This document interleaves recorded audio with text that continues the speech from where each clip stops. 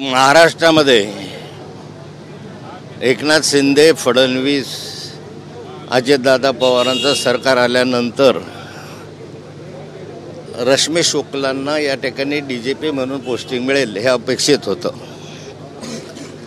रश्मी शुक्लांनी माझा स्वतःचा फोन हा 62 दिवस फोन टॅप केला अनधिकृत, कुठलीही परवानगी न घेता. वारंवार सभागृहामध्ये याविषयीची विचारणा केली, पण मला या क्षणापर्यंत अजून तरी उत्तर मिळालेलं नाही आहे. पण या निवडणुका समोर लक्षात घेता आपल्या जवळचा अधिकारी असला पाहिजे, आपल्या ऐकण्यातला असला पाहिजे आणि प्रामुख्यानं विरोधकांना या ठिकाणी जे फोन टॅपिंग झालं तशा प्रकारचा अधिकारी पाहिजे आहे. या दृष्टिकोनातनं रश्मी शुक्लांची या ठिकाणी नेमणूक करण्यात हे जंग पछाडलं गेलं. म्हणजे त्यांना क्लीन सर्टिफिकेट देण्यासाठी सुप्रीम कोर्टापर्यंत लढले. सुप्रीम कोर्टामध्ये सरकारने आपलं म्हणणं न मांडलं, म्हणजे काय कमजोर रीतीनं मांडलं गेलं आणि त्यांना त्या ठिकाणी आता पोस्टिंग मिळालेली आहे. मला वाटतं रश्मी शुक्ला आल्यानंतर पूर्वी बिना परवानगीने त्या फोन टॅपिंग करायच्या, माहिती कुणाला द्यायचे, काय द्यायचं अजूनपर्यंत समजलं नाही. आणि आता तर अधिकृत फोन टॅपिंगची परवानगी मिळालेली आहे. त्यामुळे तर विरोधकांना अधिक सावध राहण्याची आवश्यकता आहे. म्हणजे आमच्या सरकारनं आता फोनवर बोलायचं तर कुठल्या माध्यमातून बोलायचं, कारण सातत्यानं भीती राहणार आहे की आमचा फोन टॅप तर होत नाही, कशासाठी टॅप केला जातो, कुणाच्या आदेशानं टॅप केला जातो, हे वारंवार विचारल्यानंतरही मला अजून उत्तर मिळालेलं नाही. त्यामुळे या ठिकाणी अपेक्षा व्यक्त करतो रश्मी शुक्लांकडून की निदान त्यांनी कायद्याच्या चौकटीमध्ये असलेलं काम करावं, विरोधकांना छळण्याचं किंवा त्यांच्यावर लक्ष ठेवण्याचं काम करू नये.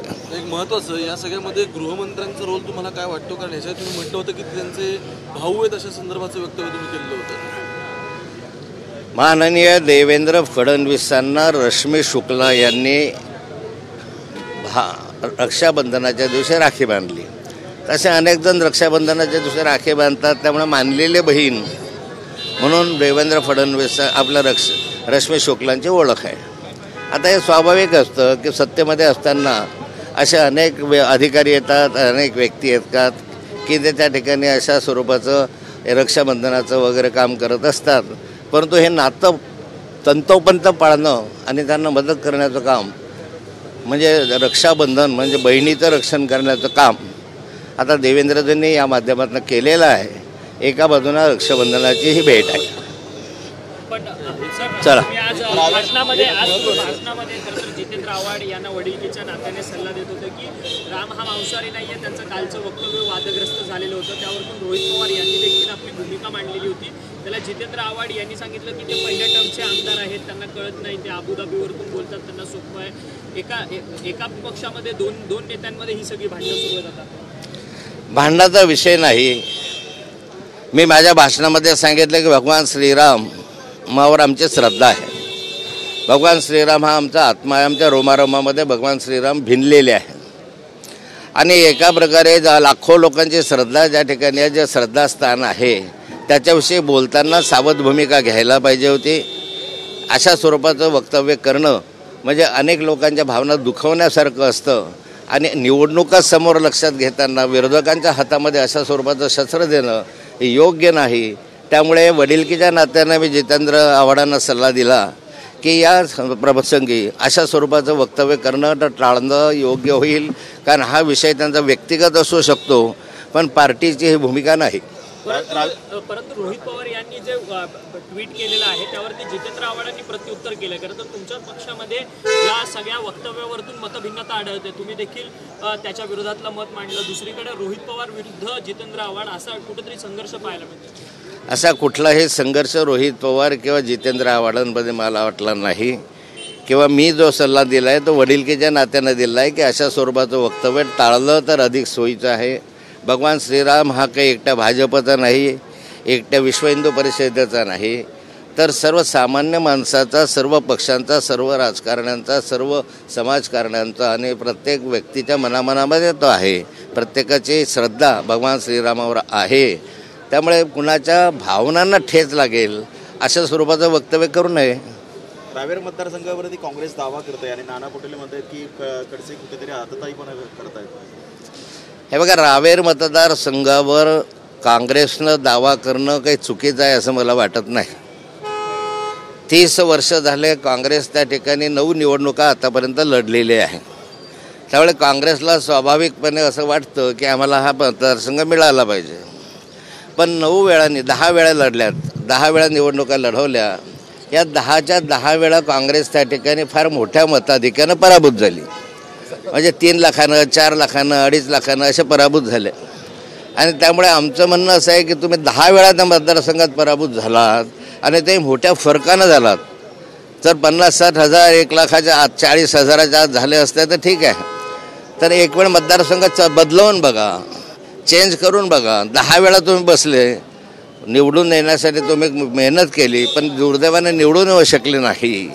तर आता 11व्यात जरी हा मतदारसंघ जर बदलला आणि तो राष्ट्रवादी काँग्रेसला दिला तर कदाचित राष्ट्रवादी काँग्रेस त्या ठिकाणी चांगल्या मताधिक्याने विजय होऊ शकेल. एक महत्त्वाचं, महाराष्ट्राच्या इतिहासात पहिल्यांदा महिला DGP आपल्याला मिळाल्या आहेत. काही विशेष सल्ला किंवा अभिनंदन असं करणार आहात? राज्यामध्ये पहिल्यांदा महिला DGP या ठिकाणी मिळालेल्या आहेत आणि ह्या महिला DGP या ठिकाणी उत्तम रीतीनं काम करतील अशी अपेक्षा करायला काही गैर नाही आहे. वारंवार महिलांवर अत्याचार होत आहे. महिलांवर अत्याचार होताना गुन्हेगार पकडण्याचं जे षडयंत्र आहे ते कमी, आपलं पकडण्याचं जे काम आहे ते कमी होत आहे. आजच माझ्या भाषणामध्ये मी पुण्याच्या एका महिला डॉक्टरविषयी सांगितलं, जे शिक्षक BDSला शिकत होती. शिकत असताना एका गुंडाने, नामांकित गुंडाने, पुण्यातल्या नामांकित गुंडाने तिला ब्लॅकमेल केलं.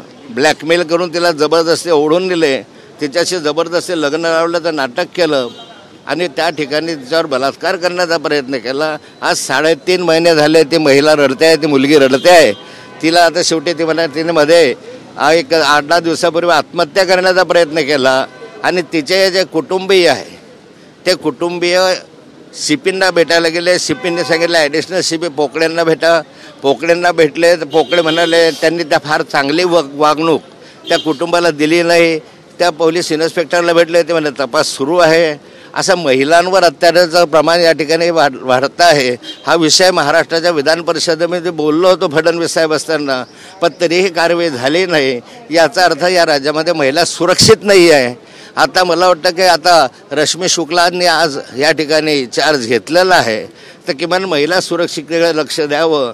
एका डॉक्टरवर, जी मुलगी आहे 20 वर्षाची, तिच्यावर अशा स्वरूपाचा अत्याचार आताही होतो. तिला मारहाण केली, तिला धमकी दिली, तिच्या कुटुंबियांना खलास करून टाकू असं सांगितलं. जो सांगणार आहे तो हिस्ट्री शीटर गुंडा आहे, त्याची फॅमिली गुंडा आहे. परंतु पोलीस काही कारवाईत नाही, फरार आहे म्हणतात, तो आम्हाला सापडत नाही.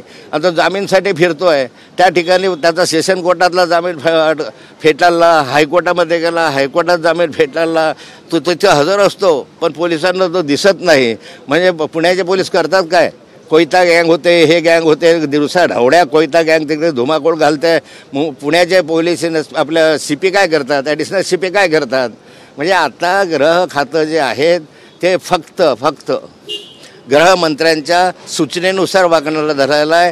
या ठिकाणी प्रत्यक्ष कारवाई होत नाही. माझं आवाहन आहे पोलिसांना की या मुलीच्या अत्याचाराचा जो अत्याचार करणार आहे तो ताबडतोबीनं त्यांनी पकडावा आणि दाखवून द्यावं की महिलांवर अत्याचारासाठी आम्ही सतर्क आहोत. निदान महिला DGPकडनं तरी मला ही अपेक्षा आहे. मंत्री असलेल्या अब्दुल सत्तार सार्वजनिक ठिकाणी शिवेगाळ केली, पोलिसांना देखील त्यांनी खडसावलं. कसं बघतं त्याच्या? शिंदे साहेबांच्या मंत्रिमंडळामधील अनेक मंत्री असे आहेत की त्यांना शिवीगाळ केल्याशिवाय बोलता येत नाही. त्यांचा तो संस्कार आहे, त्यांची ती संस्कृती आहे. आणि जे संस्कृती त्यांनी जोपासली आहे किंवा जे संस्कार त्यांच्यावर घडले त्याप्रमाणे ते बोलताय. चला.